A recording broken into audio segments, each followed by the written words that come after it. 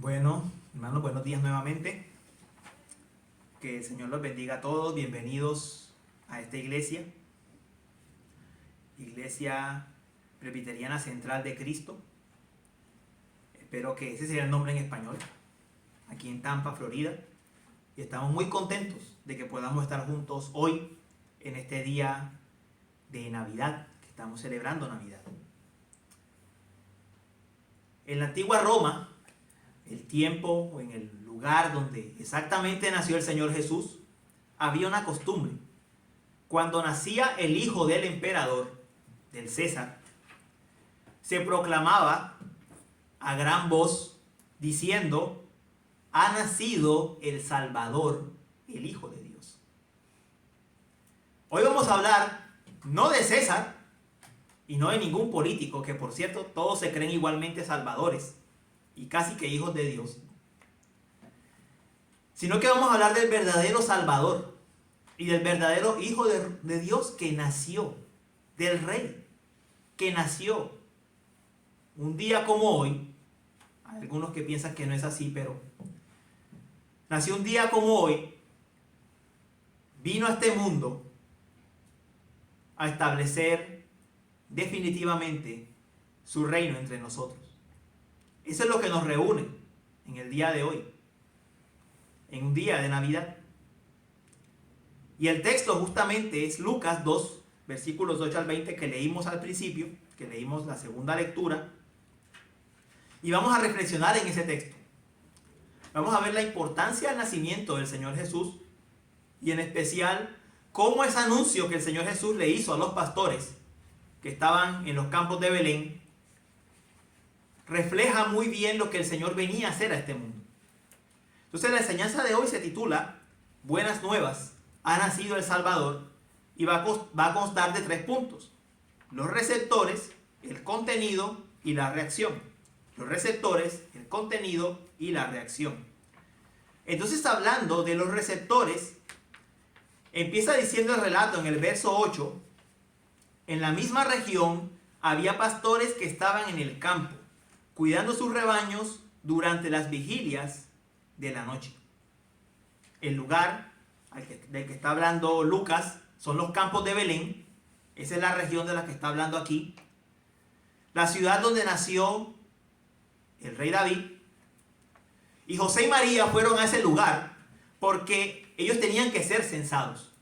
La orden que había dado el emperador es que todos tenían que regresar a su lugar de origen para quedar incluidos en el censo. Entonces ellos fueron a Belén, a la ciudad de David, de donde venían. Pero detrás de esa circunstancia histórica, donde aparentemente este emperador está haciendo su voluntad, realmente es Dios haciendo su voluntad detrás de él. Porque Dios había dicho durante muchísimos años antes, en el Antiguo Testamento, que Cristo nacería en Belén. Entonces, él haría que su hijo naciese en Belén, pero lo hizo en una circunstancia completamente natural, como lo es un censo. Y quienes estaban en ese lugar eran unos pastores. Ahora, ¿qué tiene de especial que sean pastores? Los pastores no eran las personas más queridas en aquella época. Eran personas sucias, malolientes, eran tenidas algunas como ladrones. A veces mezclaban y confundían los rebaños para sacar su propia parte. Eran personas despreciadas y tampoco participaban mucho de la vida religiosa del pueblo. Como ellos vivían en el campo y se la pasaban allí la mayor parte del tiempo, ellos no podían ir al templo, no podían sentarse en la sinagoga para recibir la instrucción de los fariseos. Los pastores eran personas alejadas y odiadas. De hecho, para los judíos lo único peor que un pastor era un leproso. Así los tenían. Pero sería justamente a estos pastores que estaban excluidos y alejados de la vida religiosa de Israel a quien el Señor anunciaría el evangelio. Eso es impresionante, hermanos, porque generalmente la élite religiosa, las personas importantes, creen tener el control completo del mensaje de Dios o del mensaje del Evangelio. Pero Dios lo que vino a hacer justamente en este pasaje es que aquellos que no estaban incluidos dentro de la vida religiosa, Dios fue a ellos por medio de estos ángeles que dan el anuncio. Dios fue a ellos a llevarles el anuncio. Es como el apóstol Pablo le diría a una de las iglesias a Corinto: hermanos, consideren su llamamiento. Entre ustedes no hay muchos sabios según la carne, no hay poderosos, no hay nobles, sino que Dios ha escogido lo necio del mundo para avergonzar a los sabios. Y ha escogido lo débil del mundo para avergonzar a lo que es fuerte. Entonces Dios llama a estos pastores los menos opcionados para recibir el Evangelio. La noticia de que el Señor había nacido. Y un detalle más que es importante aquí. Nosotros vivimos en los tiempos del Internet. Enterarse de lo que pasa en el mundo es fácil. Uno simplemente busca el celular, ve las noticias y sabe qué está pasando en los países de nosotros, qué está pasando en Europa, qué está pasando en el resto de los Estados Unidos. Pero en aquellos tiempos las noticias corrían lentamente. Duraban días en llevar un anuncio de una ciudad a otra. A eso agregue que los pastores no iban a las ciudades. ¿Cómo se enteraban ellos de lo que pasaba? Si pasaba una caravana y los que iban en la caravana iban hablando, entonces ellos escuchaban. ¿Cuánto tiempo después? No sabemos. Ellos estaban completamente desconectados de la vida. Pero a estas personas sucias, malolientes, excluidas de la vida religiosa, que no estaban enteradas de lo que pasaba en el mundo, sería justamente a ellos a quienes Dios les daría a conocer su evangelio. ¿Y cómo se los daría a conocer? La forma en la que Dios lo hizo fue impactante. Dice el pasaje que de un momento a otro apareció la gloria del Señor. Que de repente apareció un ángel del cielo y la gloria del Señor llenó el lugar. Ahora, el pasaje no dice mucho, pero si usted recuerda algunos pasajes de las Escrituras, va a saber que lo que los pastores tuvieron que vivir en ese momento fue algo realmente aterrorizante. Si usted recuerda cuando Moisés estaba en el desierto, que le apareció la zarza, Moisés cayó postrado de miedo. Si usted recuerda la visión que tuvo Isaías en el templo, usted va a recordar que Isaías casi cae como muerto. Que apenas él ve la gloria del Señor, él, que era probablemente la persona más piadosa de Israel en ese momento, dice: ¡ay de mí!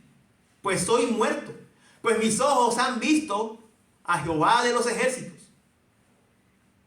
Entonces lo que los pastores están viviendo aquí no es simplemente un anuncio pacífico. Ellos sienten el peso de la gloria del Señor y ellos entienden su condición caída. Ellos entienden que son pecadores. Incluso si estamos hablando de pastores que probablemente eran piadosos, porque parece que conocían las profecías bien. Ellos entienden que delante de Dios, entre Dios y ellos hay una gran diferencia. Pero entonces, el ángel pronuncia unas palabras que son unas palabras que se repiten muchísimo en la Escritura. Les dice: no teman. No teman. Ahora, ante un despliegue de la gloria del Señor como ese, ¿cómo puede uno no tener temor?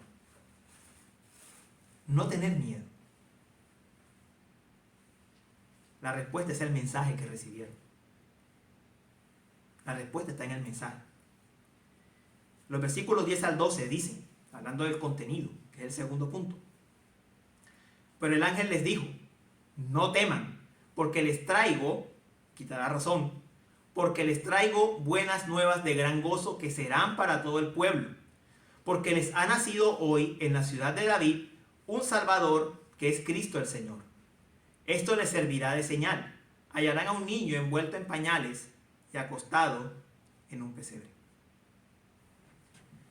¿Cuál es la respuesta al temor? ¿Qué es lo que el ángel le dice para que no teman?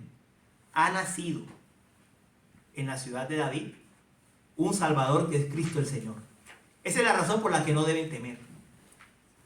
La razón por la que no deben tener miedo. La noticia más esperada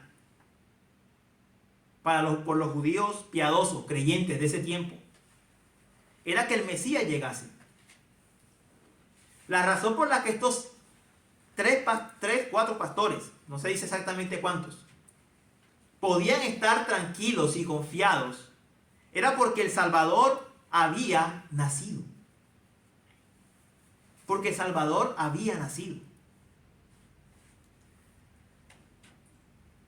Hermanos, a veces, cuando las personas escuchan el mensaje del Evangelio, se sienten confrontadas con la verdad de sus vidas. Cuando el Evangelio llega a nosotros, incluso siendo creyentes, cuando el Señor nos expone a nosotros, sea por medio de la palabra, sea por medio de una lectura, o por medio de alguien, cuando el Señor nos confronta, la primera reacción que nosotros podemos tener es de choque. ¿Qué es esto? Y muchas personas huyen de Cristo en ese primer momento. Son impactadas. Se sienten ofendidas. Sienten que te estás metiendo en algo muy personal. Pero ciertamente lo que Dios hizo con los pastores es lo que Él quiere hacer con las personas. Él confronta. Nos muestra nuestra condición. ¿Pero para qué? Para mostrarnos dónde está la solución. Como Job dijo, el Señor es quien abre la herida y la cierra. Él es el que abre la herida y la cierra. La condición del pecador es como la de la persona que tiene una hemorragia interna. Él puede andar un tiempo con esa hemorragia allí por dentro,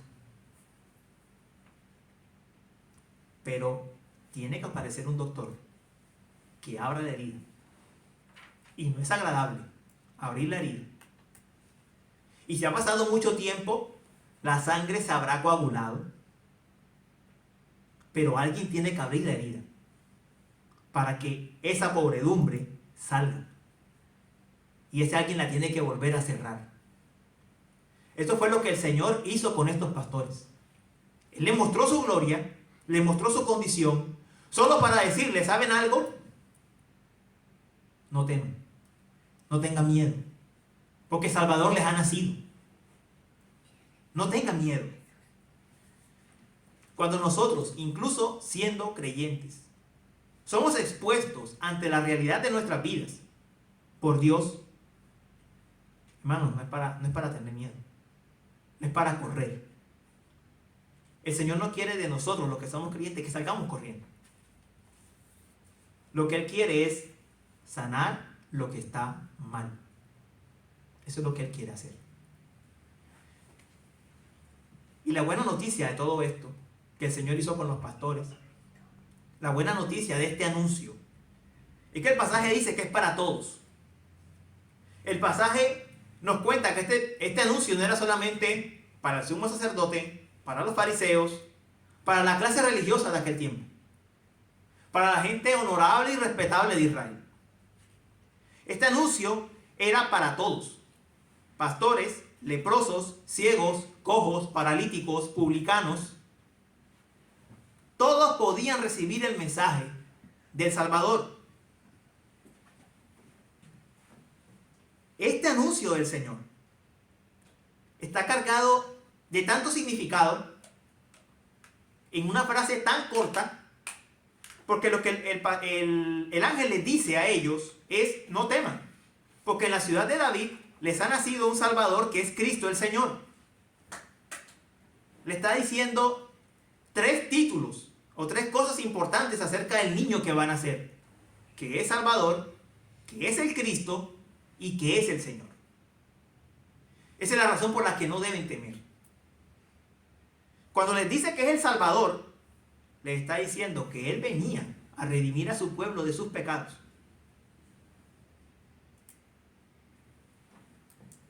Que si todas las personas tienen una cuenta pendiente con Dios, pueden estar seguros que en este bebé que había nacido podían encontrar el perdón. Hermanos, César anunciaba que era el salvador de ellos. La clase política de hoy dice que son los salvadores de las personas. Y así se presentan, y así cada 4 años las personas van y votan por ellos. Por el que les parezca más salvador de entre los 2 o 3 candidatos. Pero el único que realmente salva es este Hijo de Dios que nació un día como hoy. Porque a diferencia de lo que ofrece el mundo, que es arreglar los problemas que están alrededor de ti, el Salvador promete arreglarte a ti. Esa es una gran diferencia. Él te arregla a ti. Él te muestra que en ti hay un problema y que Él lo puede arreglar. Él sí lo puede arreglar. Él nos salva, no solo de la ira de Dios, sino del terrible problema que tenemos con nosotros mismos. Este es el Salvador. Y este Salvador, dice además, es el Cristo. Es decir, le está recordando a estos pastores que ese es aquel que había sido prometido desde hacía muchísimo tiempo. Les está recordando que Dios está haciendo esto porque Dios es fiel en cumplir con sus promesas. En que a Dios no le toma por sorpresa el pecado humano. Todo lo que respira alaba al Señor, incluyendo los gatos. Él arregla el problema del ser humano. Y desde el momento en que Adán y Eva cayeron, que Dios prometió su Salvador, hasta aquel momento, pasando por todas las promesas que hay en la palabra de Dios, ese Salvador que había nacido es el cumplimiento fiel, es el ungido de Dios, es el Cristo que Dios ha enviado para salvar. Los que tienen experiencia con los negocios y que han tenido que negociar con una persona o embarcarse en hacer empresa, yo creo que estarán de acuerdo conmigo en que da miedo, da un tremendo miedo empezar a hacer un negocio con una persona que está constantemente improvisando. Tú quieres ver un plan. Así el plan después toque cambiar. En caso particular de Dios no cambia, pero da miedo estar con una persona que constantemente está improvisando. Porque tú no sabes qué te tienes que esperar, qué puedes esperar. Para estos pastores era una gran garantía saber que este Salvador que Dios les estaba dando era el Salvador que les había prometido. Que Dios no mentía, no fallaba. Él les dio lo que necesitaban y lo que les había prometido desde el principio. Y además les dice que es el Señor. El título Señor está reservado para Dios. Entonces piensen en esto. Es el que salva, es aquel que había sido prometido y es Dios mismo. Ese es el anuncio por el cual los pastores no deben temer. Y hermanos, en medio de esta vida complicada que vivimos, por ejemplo, aquí en Estados Unidos, o de las dificultades que enfrentamos en nuestras propias vidas, esa es la única razón que tenemos para no temer realmente. Es la única razón que tenemos. Porque quien nos rescató no está improvisando tampoco con nosotros. Él es fiel a sus promesas. Él sabe hacia dónde nos lleva. Él sabe para qué nos rescató. Y es el todopoderoso Dios que hizo los cielos y la tierra. ¿Qué le queda grande a Él? No le queda grande nada. Es ese Salvador que Dios nos dio. Eso es lo que estamos celebrando hoy. Créame, hermano, si Dios trata con el problema de nuestro pecado, Dios trata con todo lo demás. El problema más grande que tiene el hombre es ese. Él trata con todo lo demás. Entonces, este Salvador, que es el Cristo prometido, que es el Señor, es la razón por la que estos pastores no deben temer al sentirse aplastados por la gloria de Dios. Amén. Y es la razón por la cual nosotros también podemos estar confiados delante del Señor. Es la única razón. ¿Y cuál es la señal? Es punto importante aquí. ¿Cuál es la señal? Es decir, ¿cuál es la señal que esos pastores tendrían de que ese Salvador, que ese bebé que había nacido, realmente los venía a salvar a ellos? A ellos también. Que el niño estaba en un establo, en un pesebre. Uno conoce tanto la historia del pesebre que a uno le pasa el pesebre por paisaje. Pero el pesebre tiene un significado tan profundo en todo esto. Él no nació como los ricos. Eso es muy claro. Jesús no nació como los ricos. Pero Jesús no nació ni siquiera como los pobres. O dígame usted, ¿qué pobre judío nacía en un pesebre? ¿Qué pobre entre nosotros ha nacido en un pesebre? Aquí todos hemos tenido, mínimo, hemos nacido en nuestra casa con una partera, mínimo. O en un hospital.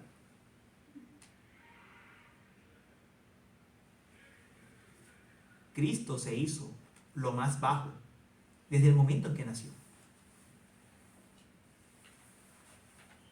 Y toda su vida fue así. Cristo no tuvo donde recostar la cabeza, lo dicen los evangelios. Cristo fue despreciado por su propia familia y por sus propios paisanos judíos. Cristo se humilló y se humilló hasta llegar a la cruz. Esa es la señal para los pastores. Esa es la señal. Obviamente, no ibas a encontrar un niño en un pesebre. El único niño que ibas a encontrar en un pesebre era Jesús. Pero es la señal para ellos y para nosotros hoy. ¿Quieres saber si Dios quiere tratar contigo o con una persona a la que le estás predicando, estás orando? Mira la señal. Mira la señal. Si Dios no quisiese salvar, no habría venido a este mundo. Si Dios no quisiese salvar, no habría venido a este mundo. Si Dios no quisiese salvar, incluso al pecador de peor condición, no se habría arrastrado hasta el punto de nacer en un pesebre. Esa es la señal para esos pastores y para nosotros hoy. Mira dónde nació Jesús y mira hasta dónde se humilló. Por nosotros ninguna persona se ha humillado así. Ninguna persona se ha humillado así por nosotros. Se ha rebajado tanto. Si en esta Navidad estás dudando del amor de Dios, mira hasta dónde se rebajó Jesús. Mira hasta dónde se rebajó. Y hasta dónde se siguió rebajando. Esa es la señal. Y los ángeles entonces después cantaron: gloria a Dios en las alturas y en la tierra paz entre los hombres en quienes Él se complace. ¿Y qué quiere decir eso? Eso sí es, hermanos, esa es la cúspide de todo este pasaje. No solo porque los ángeles lo cantaron, no, sino porque eso eso le da significado a todo lo que se ha venido diciendo hasta ahora. Porque dos cosas van juntas: la gloria de Dios y la salvación de los hombres. ¿Usted entiende eso, hermano? Dios no nos necesita a nosotros. O sea, es claro que Dios no me necesita a mí, ni lo necesita a usted. Dios no necesita a nadie. Pero Dios es glorificado en salvar. Dios se lleva la gloria en traer su paz. Dios se lleva la gloria en venir a salvar y rescatar lo que se había perdido. Ahora yo le hago una pregunta. ¿Será que algo que glorifica a Dios, Dios no lo hará por él? Es decir, ¿será que Dios, si se lleva la gloria salvando, no lo hará? Dios le decía a los israelitas: por amor de mi nombre, lo haré. Por amor de mi nombre, los libraré de sus enemigos. Por amor de mi nombre, no por ustedes, oh Israel, sino por amor a mi nombre, yo los traeré de vuelta a su tierra, dice en Ezequiel. Por amor de su propio nombre, porque es lo que más le trae la gloria a él. Él vino a traer su paz a nosotros. Paz con Dios. Paz con Dios. No estamos en enemistad con Él. Todo el que ha creído en Cristo Jesús y se ha arrepentido, ha abandonado su vieja vida, está en paz con Dios. Está en paz incluso consigo mismo, porque no tiene el peso de una conciencia culpable. Sabe que delante de Dios no tiene culpa. Es paz de conciencia. A veces se enseña diciendo: es que tienes que tener paz contigo mismo. Pero ¿cómo puedes tener paz contigo mismo si en el fondo de ti sabes que hay un juez que sabe que tú has hecho mal? El único que da verdadera paz con nosotros mismos es el Señor Jesús, porque Él remueve la culpa, Él quita la culpa. Y sabemos que aquello que en nuestra vida pasada hicimos está perdonado en Él. Él da libertad y paz de conciencia. Paz con nuestro prójimo. Paz que sobrepasa todo el entendimiento. Paz en medio de la aflicción y de la prueba. Dios venía a traer paz. Vino a traer paz. Y eso fue lo que hizo. Y entonces, ¿cuál fue la reacción de estos pastores cuando escucharon todo eso? Que Jesús era el Salvador, el Cristo el Señor, que la señal de que venía a salvar era que venía a nacer en un pesebre y que Dios era glorificado en la salvación de los hombres. ¿Cuáles fueron las reacciones? Bueno, los pastores de inmediato fueron a buscar al Señor. Y créanme que no tuvo que ser fácil, porque el ángel nunca les dijo dónde había nacido. Les dijo: en un pesebre. ¿Cuántos pesebres podían haber en Belén en ese momento? Muchísimos. Muchísimos. Los pastores tuvieron que ir de pesebre en pesebre a buscar. Otra cosa que tiene que pensar del pasaje: las ovejas, después que vieron ese despliegue de majestad del Señor, muy probablemente huyeron. Los pastores no fueron a recoger las ovejas. De una vez se fueron a buscar al Señor. La reacción de estos pastores fue de inmediato responder buscando al Señor. Esa fue la reacción. Cuando el Señor te busca, la única reacción es ir tras Él. Esa es la reacción de aquel que ha sido buscado y alcanzado por el Señor. Ir tras Él. Y cuando llegaron con María, con José, contaron todo lo que pasó.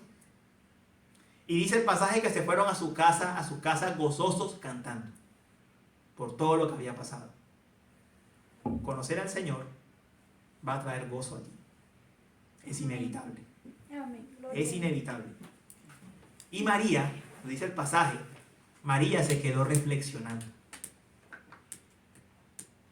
Y la palabra del Señor a veces hace eso con uno. Lo deja uno pensando en eso que Dios hizo. Y póngase la posición de María es única. El niño que acaba de nacer es su hijo. Tiene un afecto de madre por él. Pero es su Salvador. Imagínensela a ella reflexionando sobre, hubo todo este despliegue de gloria, los ángeles anunciando por mi hijo. Imagínense cuántas cosas pensó. Entonces, este pasaje de hoy, que nos recuerda la razón de por qué se celebra la Navidad, nos tiene que recordar, a modo de palabras finales, que la misma gracia que Dios tuvo con los pastores, la tuvo con nosotros. Nosotros no vimos un nacimiento físico de Cristo, pero Cristo se ha resplandecido en los corazones de cada uno de los que creen en Él. Así que, si en esta Navidad no quisiera que tuviéramos el pensamiento de, oh, qué bueno hubiese sido estar allí. Quiero que se vaya pensando, qué bueno que el Señor haya nacido allí. Sí, amén. Qué bueno que el Señor haya nacido allí. Porque todo eso que vimos que pasó con los pastores, pasó con nosotros.